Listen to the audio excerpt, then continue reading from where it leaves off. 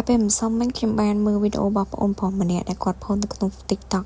គាត់ថាអើយធ្វើវីដេអូមិនចាំបាច់ទៅធ្វើ a day in my life ឬក៏ work with me អីទេព្រោះដោយសារតែគ្មានពីណាគេមកអង្គុយតនេមកអង្គុយមើលវីដេអូយើងទេវាចៃដន្យអីចំពេលដែលខ្ញុំផលិតមាតិកាបែបអញ្ចឹងគឺខ្ញុំចូលចិត្តថតវីដេអូ a day in my life go work with me I know that no one care but it is your memory because you don't know tomorrow what will happen to you and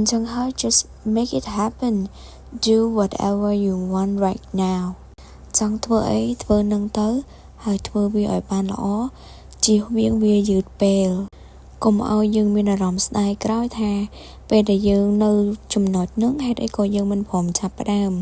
រាល់ថ្ងៃខ្ញុំមានទូនាទីជាច្រើនដែលខ្ញុំត្រូវបំពេញហើយព្យាយាមបំពេញវាឲ្យបានល្អជាបុគ្គលិកធ្វើការឲ្យគេផងជាម្ដាយគេផងខ្ញុំនៅតែ motivate លើកទឹកចិត្តទៅដល់បងប្អូនដែលចង់ធ្វើវីដេអូ you should start right now ថតទៅចង់ធ្វើអីធ្វើនឹងទៅ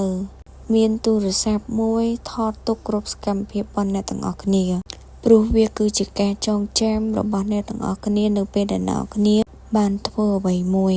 ជាក់ស្ដែងដូចខ្ញុំម្ចាស់កាលពីប្រហែលឆ្នាំមុនខ្ញុំមិនដែលនឹកស្មានថាខ្ញុំអាចធ្វើវាបានទេខ្ញុំគិតថាខ្ញុំមិនអាចធ្វើជាម្ដាយរបស់កូននរណាម្នាក់ដោយសារតែខ្ញុំជាមនុស្សដែលមិនសូវចូលចិត្តលេងនិងញ៉ៃញ៉ោះជាមួយក្មេងឡើយតែប្រហែលឆ្នាំមុននេះខ្ញុំឃើញខ្លួនឯងហើយថាខ្ញុំពិតជាបានបំពេញតួនាទីយ៉ាងល្អជាម្ដាយការបំពេញតួនាទីជាម្ដាយនេះគឺមិនមានការបង្រៀនឬក៏អប់រំនៅក្នុងសាលាទេគឺយើងនឹងឯងជាអ្នកបរៀនខ្លួនឯងស្រាវជ្រាវមេរៀនថ្មីមើលតាម app តាម website គ្រប់ទីកន្លែងដើម្បីធ្វើយ៉ាងណាបំពេញតួនាទីជាម្ដាយគេឲ្យបានល្អការងារពីមួយថ្ងៃទៅមួយថ្ងៃគឺខំប្រឹងដើម្បីទៅពាក្យថាកូននឹងឯងជាថ្មីម្ដងទៀតខ្ញុំពិតជាលើកទឹកចិត្តទៅដល់អ្នកម្ដាយគ្រប់រូបឬក៏បងប្អូនដែលស្រឡាញ់អ្វី